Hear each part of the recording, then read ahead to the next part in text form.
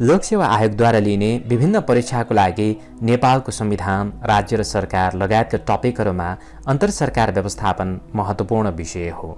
त्यसैले यस सम्बन्धमा अन्तरसरकार व्यवस्थापन सम्बन्धी संवैधानिक तथा कानुनी व्यवस्था, यसका सिद्धान्त, नेपालको सन्दर्भमा प्रमुख समस्या तथा चुनौतीहरू र सोको समाधानका उपायहरूबारे हामीले जानकारी लिनु आवश्यक छ। आजको यो प्रस्तुतिमा हामी अन्तरसरकार व्यवस्थापन भनेको के हो, अन्तरसरकार सम्बन्धलाई प्रभाव पार्ने विभिन्न तत्त्वहरू उल्लेख गर्दै नेपालमा अन्तरसरकार व्यवस्थापन सम्बन्धी के कस्तो संवैधानिक व्यवस्था, कन्स्टिट्युसनल प्रोभिजनसँग सम्बन्धित कुराहरू प्रश्न पार्नुहोस् भन्ने विषयको बारेमा हामी चर्चा गर्नेछौँ। सुरु गरौँ अन्तरसरकार व्यवस्थापनको परिचयबाट। संघीयता कार्यान्वयनमा रहेका मुलुकमा विभिन्न तहका सरकार हुन्छन्। यी तहगत सरकारहरूबीचको पारस्परिक अन्तरसम्बन्ध व्यवस्थित गर्ने कार्य नै अन्तरसरकार व्यवस्थापन हो भनेर हामी यसको परिचय दिन सक्छौँ। त्यसपछि विभिन्न आयामहरूबाट हेर्दा अन्तरसरकार व्यवस्थापन सरकारहरूबीचको राजनीतिक, प्रशासनिक, वित्तीय एवं योजनागत व्यवस्थापनको कार्य हो।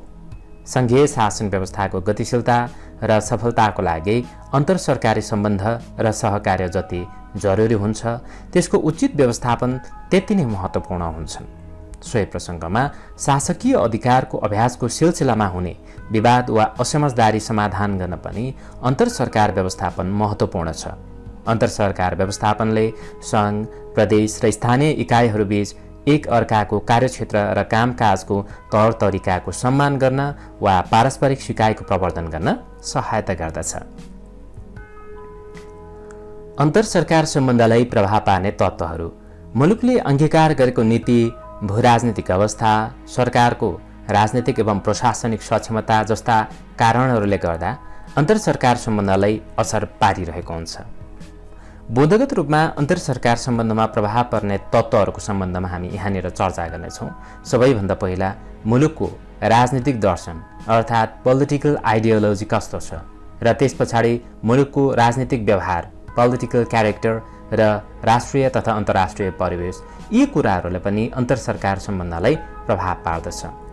त्यसैगरी दोस्रोमा प्रत्येक सरकारको कार्य जिम्मेवारी अर्थात् सङ्घ, प्रदेश र स्थानीय सरकारको कार्य जिम्मेवारी के कस्तो छ र स्रोत साधनको बाँडफाँड के कसरी गरिएको छ, यी कुराहरूले पनि अन्तरसरकार सम्बन्धलाई प्रभाव पार्दछ।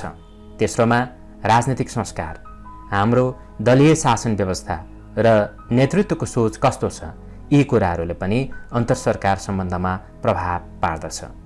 त्यसैगरी चौथोमा सम्बन्धित सरकारको प्रशासनिक तथा प्राविधिक क्षमता कुन हदसम्म छ र नीतिगत तथा कानुनी व्यवस्थामा रहेका जटिलताहरू, कानुन निर्माणको अवस्था कस्तो छ, यी कुराहरूले पनि प्रभाव पार्दछ। त्यस्तै सङ्घीयताको तह, सङ्घीय इकाइहरूको सङ्ख्या र स्वरूप के कस्तो छ र अन्त्यमा तिनै तहको सरकारमा रहेको सुशासनको अवस्था कस्तो छ, यी कुराहरूले अन्तरसरकार सम्बन्धलाई प्रभाव पार्दछ। सङ्घ, प्रदेश र स्थानीय तहबीचको अन्तरसम्बन्ध सम्बन्धी व्यवस्था। सङ्घीय इकाइबीच अन्तरसम्बन्ध स्थापित गर्ने आधारलाई संवैधानिक, कानुनी लगायतका अन्य विभिन्न भागमा राखेर हामी चर्चा गर्न सक्छौँ। यहाँनिर चाहिँ प्रश्नअनुसार हामी सङ्घ, प्रदेश र स्थानीय तहबीचको अन्तरसम्बन्ध सम्बन्धी के कस्तो व्यवस्था छ, विशेष गरी धारा 231 देखि 237सम्म यस्तो व्यवस्था रहेको छ, यो व्यवस्थाहरू सम्बन्धी हामी यहाँनिर चर्चा गर्नेछौँ। सरसर्ती हामी सुरुमा धारा 231 देखि 237सम्मको प्रसङ्गलाई यहाँनिर हेर्नेछौँ। धारा 231मा सङ्घ र प्रदेश बीचको व्यवस्थापकीय अन्तरसम्बन्ध रहेको छ।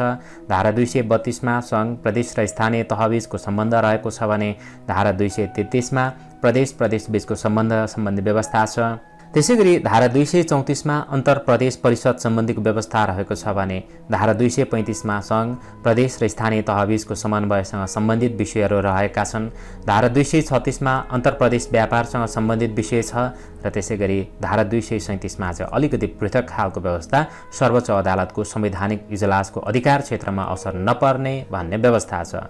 अब संवैधानिक व्यवस्था अर्थात् अन्तरसरकार व्यवस्थापनमा रहेका यी संवैधानिक व्यवस्था अन्तर्गत धारा 231 देखि 37सम्मका प्रसङ्गलाई म अलिकति महत्त्वपूर्ण कुराहरू तपाईँहरूलाई बताउनेछु।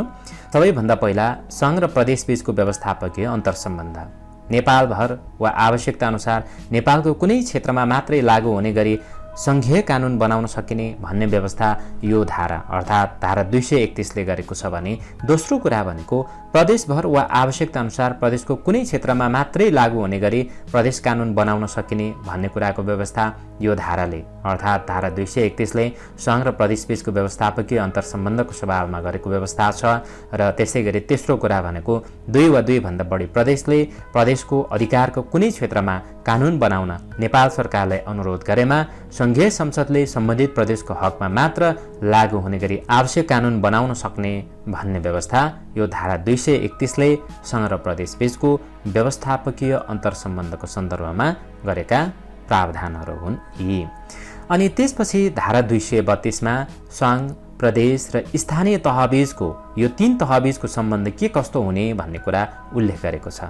यसमा चाहिँ अलिकति महत्त्वपूर्ण कुराहरू छन्। सबैभन्दा पहिलो कुरा भनेको सङ्घ प्रदेश र स्थानीय तहबीचको सम्बन्ध सहकारिता, सहअस्तित्व र समन्वय यो 3वटा सलाई याद गर्नुहोस्। सहकारिता, सहअस्तित्व र समन्वयको सिद्धान्तमा आधारित हुने यी 3 तहको सम्बन्ध भन्ने कुरालाई उल्लेख गरेको छ।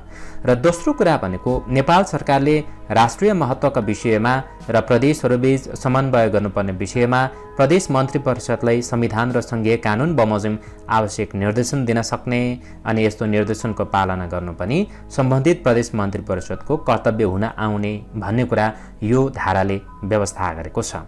त्यसै गरी सोही धाराले गरेको अर्को महत्त्वपूर्ण व्यवस्था भनेको तेस्रोमा कुनै प्रदेशमा नेपालको सार्वभौम सत्ता, भौगोलिक अखण्डता, राष्ट्रियता वा स्वाधीनतामा असर पर्ने किसिमको कुनै कार्यभारमा राष्ट्रपतिले सम्बन्धित प्रदेशको मन्त्री परिषदलाई आवश्यकता अनुसार सचेत गराउन प्रदेश मन्त्री परिषद र प्रदेश सभालाई बढीमा 6 महिनासम्म निलम्बन गर्न वा विघटन गर्न सक्नेसम्मको अधिकार रहेको छ।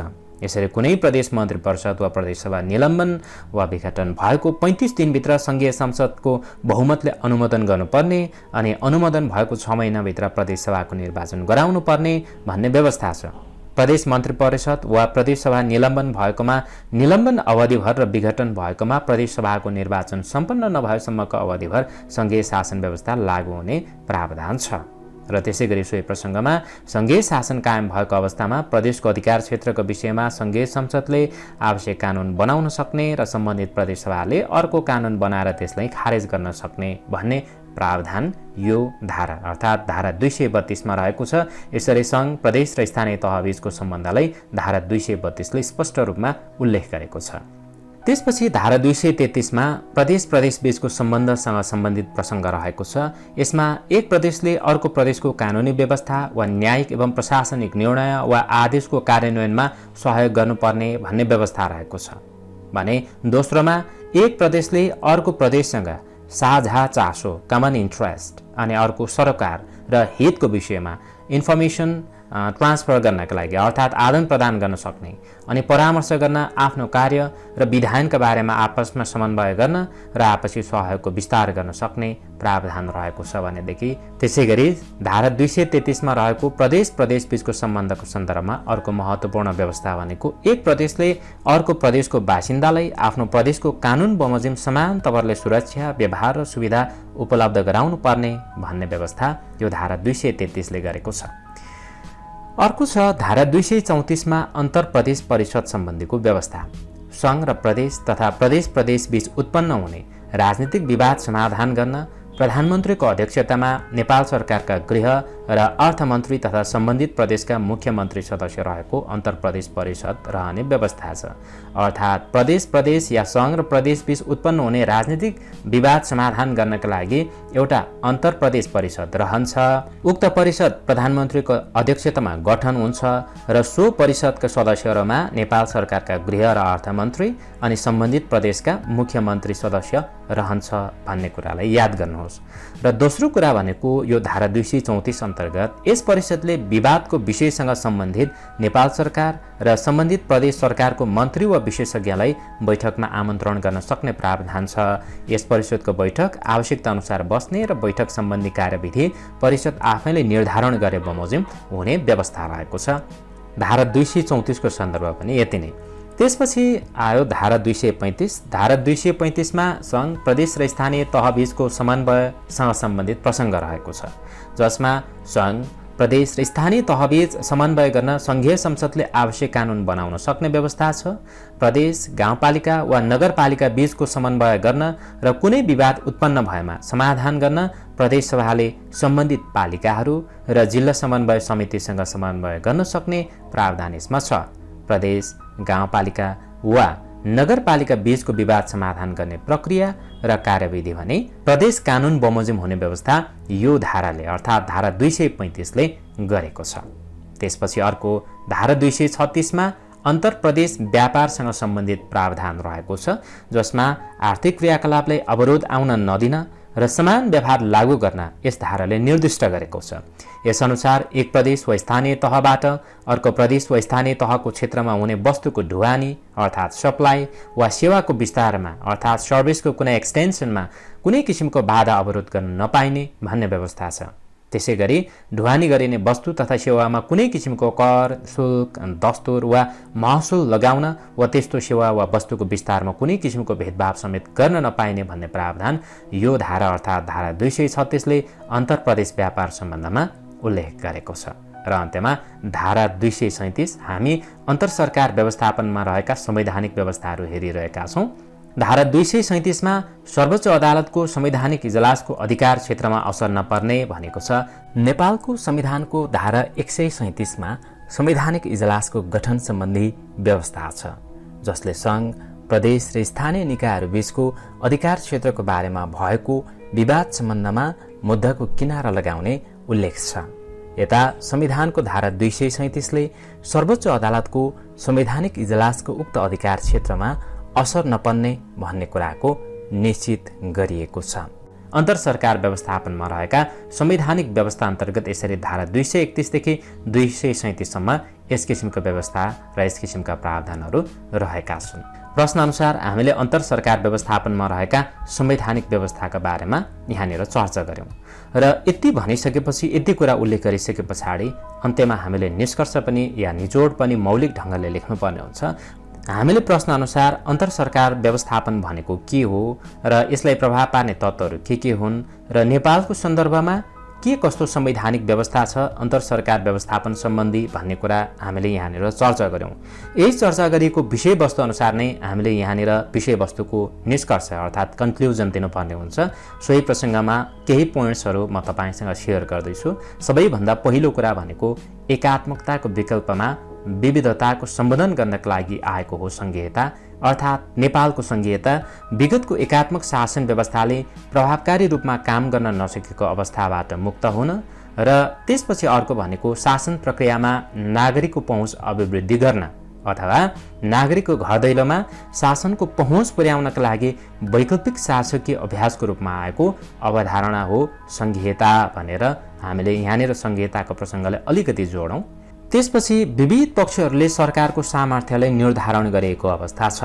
सो प्रसङ्गमा सम्बन्धित सरकारको अवस्थिति, भौगोलिक जटिलता, जनसाङ्ख्यिक विविधता, आर्थिक सक्षमता जस्ता पक्षहरूले सरकारको सामर्थ्यलाई निर्धारण गरेको पाइन्छ भने त्यसै गरी अन्तर्निर्भरता बढी भएकाले अन्तर्सम्बन्ध आवश्यक भएको प्रसङ्ग छ, अर्थात् अन्तर्निर्भरता धेरै भएकाले यी इकाइहरूबीच व्यवस्थित अन्तर्सम्बन्ध जरुरी छ आजको अवस्थामा। त्यसै गरी आवश्यकता, औचित्य, कार्यक्षमता र नतिजा वितरणका आधारमा अन्तरसरकार सम्बन्धलाई समन्वयात्मक रूपमा अहिलेको कन्टेक्स्टमा परिमार्जन गर्नु समेत जरुरी रहेको देखिन्छ। त्यसै गरी निषेध र सङ्कुचन नभएर सहयोग, समन्वय र सहकार्यको अपरिहार्यता आजको प्रसङ्गमा आवश्यक रहेको छ। अर्थात् संघीयता अवलम्बन गरेका मुलुकहरूमा अन्तरसरकार सम्बन्धको ढाँचा, संवैधानिक आधार, कानुनी शासन अर्थात् रोल अफ ल, लोकतान्त्रिक व्यवहार र तौर तरिका निर्धारण गरेको हुन्छ। औपचारिक तथा अनौपचारिक रूपमा हुने अन्तरसरकार सम्बन्धले सरकारका तह एवं सरकारहरूबीच विभिन्न प्रकारका अन्तर्सम्बन्धका आधार, संरचना, कार्यविधि र व्यवहारको ढाँचा तय गर्दै तथा परिमार्जन गर्दै लैजान्छ। एकले अर्कोलाई नियन्त्रण, निषेध र सङ्कुचन गर्ने होइन कि सकारात्मक सहयोग, साझेदारी, समन्वय र साझा उद्देश्यका लागि सहकार्य गराउनमा नै अन्तरसरकार सम्बन्धको बहुआयामिकता निर्भर गर्न सक्छ या गर्दछ भनेर यसरी निचोडमा चाहिँ हामीले माथिका कुराहरू प्रस्तुत गरिसकेपछि यी कुराहरूले प्रस्तुत गऱ्यौँ भनेदेखि हाम्रो उत्तर पनि प्रभावकारी हुन सक्छ। आजको लागि यो प्रस्तुति यति नै। यो प्रस्तुतिबाट तपाईँलाई केही थप सहयोग पुग्यो होला भन्ने हामीले अपेक्षा गरेका छौँ। आजको यो प्रस्तुति यतिन्जेल हेरेर साथ दिनुभएकोमा तपाईँहरू सबैजनालाई धेरै धेरै धन्यवाद। Thank you. By by.